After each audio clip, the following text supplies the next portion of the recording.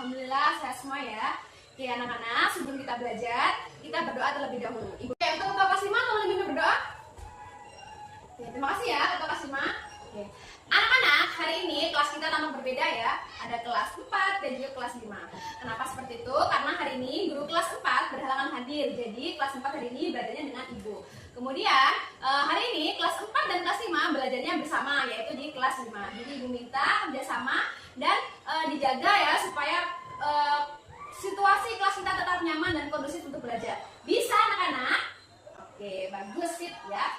Oke, berikutnya anak-anak, hari ini kelas 4 akan belajar tentang bahasa Indonesia, yaitu menentukan gagasan pokok dan juga gagasan pendukung. Sedangkan kelas 5 hari ini kalian akan belajar tentang IPA, yaitu menjelaskan tentang alat gerak dan fungsinya. Anak-anak, tujuan belajar kalian hari ini adalah seperti ibu sampaikan tadi, bahwa kelas 4 belajar bahasa Indonesia. Kalian nanti setelah membaca teks ya akan dapat menentukan gagasan pokok dan juga gagasan pendukung. Nah, sedangkan kelas 5 nanti setelah kalian mengamati poster tentang alat gerak pada manusia, kalian dapat menuliskan alat gerak beserta fungsinya dengan tepat. Ya, jadi itu adalah tujuan belajar untuk kelas 4 dan juga kelas 5. Nah, sedangkan pembelajaran kita nanti akan dibuat dalam bentuk kelompok. Nah, berikutnya anak-anak, sebelum kita masuk ke pembelajaran kita ya, ibu punya sebuah gambar. Nah, gambar ini tolong diamati untuk kelas 4 maupun kelas 5. Kelihatan? Nah, coba anak-anak dari gambar ini sebutkan satu kalimat tentang gambar ini. Kelas 4? Ya. Kucing berkaki 4, boleh. Kelas 5 gimana? Bergerak dan berlari, boleh.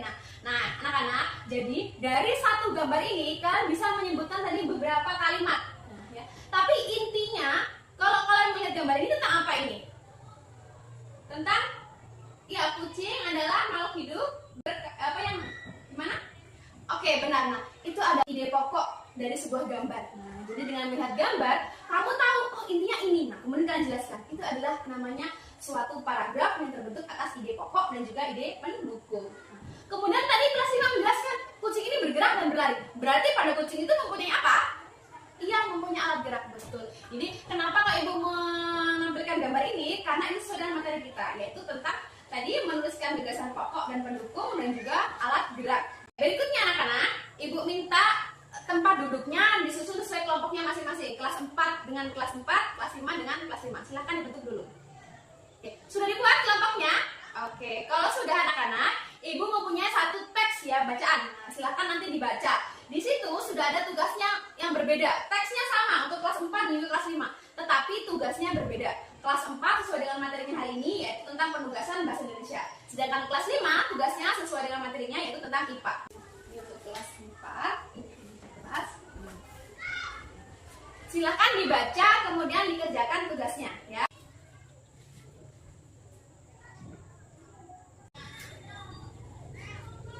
Silakan kelas 5. Bagaimana tadi dari bacaannya? Ya.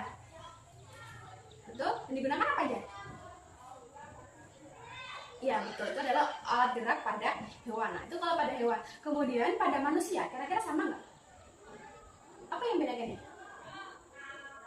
Oke, nah itu adalah alat gerak tadi yang pada hewan. Sekarang, karena sudah selesai semua ya, tugasnya yang pertama, ibu punya beberapa gambar. Nah, ini ya. Yang pertamanya adalah poster tentang alat gerak pada manusia. Nah, ini ya. Kemudian ada juga yaitu otot.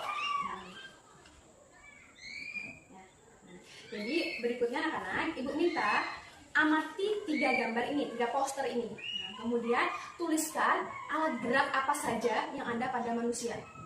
Kerjakan, nanti setelah itu kita diskusi lagi ya.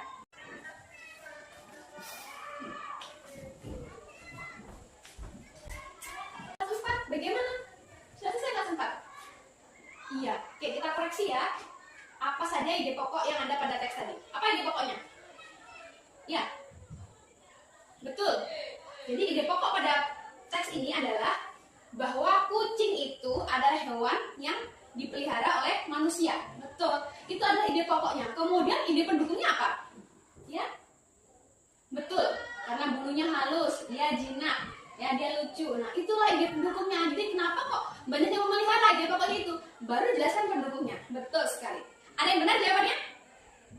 Iya, benar semua, hebat. Nah ya, yang sudah benar semua berarti kalau sudah hebat, sudah bisa menentukan ide pokok atau gagasan pokok dan juga gagasan pendukung. Nah, untuk berikutnya anak-anak, supaya lebih paham lagi ya, sekarang kalian pergi ke pojok baca ya. Nah, di pojok baca, di situ ada banyak sekali buku cerita. Kemudian nanti silakan kalian pilih satu buku cerita, tuliskan satu paragrafnya, kemudian tentukan mana gagasan pokoknya dan juga gagasan pendukungnya. Iya, tugasnya berkelompok. Nah, silakan ke pojok baca ya.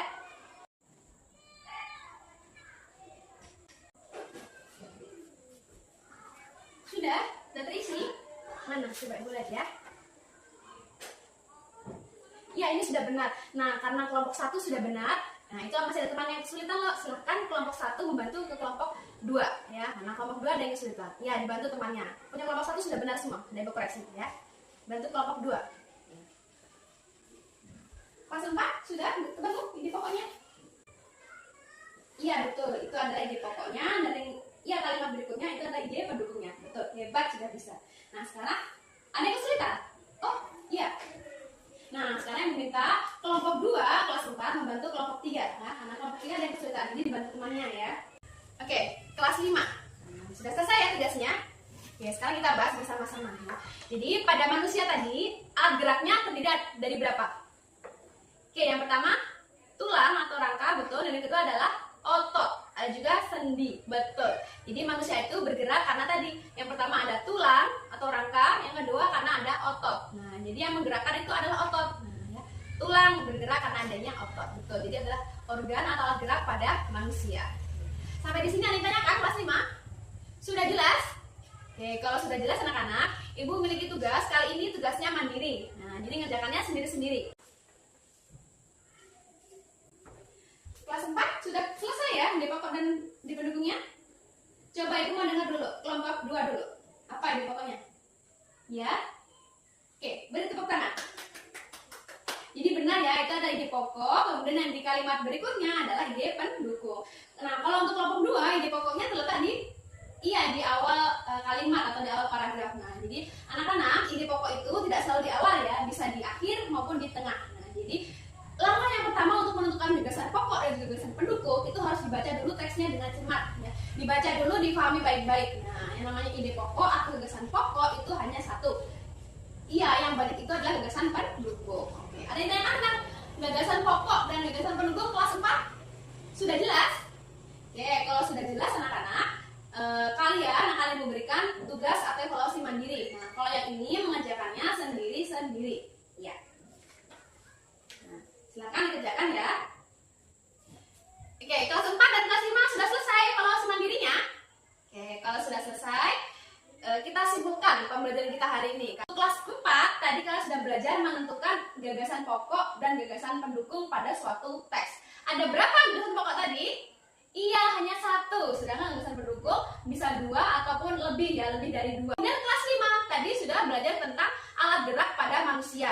Nah, tadi ada apa aja tadi? Iya, ada otot dan juga ada tulang. Betul anak-anak. Nah, jadi hari ini kelas 4 maupun kelas 5 sudah belajar dengan baik ya, sudah mampu mengerjakan tugasnya dengan tepat tentunya. Nah, anak-anak, untuk materi hari ini ada yang ditanyakan? Sudah jelas?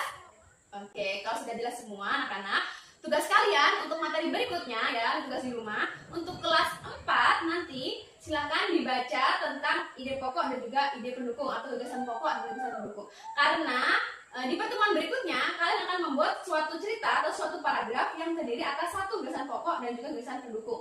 Jadi di rumah berlatih ya, boleh sambil baca buku. Semakin banyak membaca, semakin banyak referensi ya. Oke. Kemudian kelas 5 untuk materi berikutnya kalian akan mempelajari tentang jenis-jenis otot. Nah, nanti dipelajari ya ada berapa aja sih otot di manusia itu. Nanti dibaca bukunya karena itu materi kalian berikutnya. Oke, kalau sudah tidak ditanyakan, ya pembelajaran hari ini Ibu akhiri. Kita akhiri dengan berdoa. Sekarang ketua kelas 4 tolong dipimpin berdoa. Ya, terima kasih ya ketua kelas 4. Oke, pembelajaran hari ini Ibu akhiri. Wabillahi taufiq wal hidayah. Wassalamualaikum warahmatullahi wabarakatuh. Selamat pagi.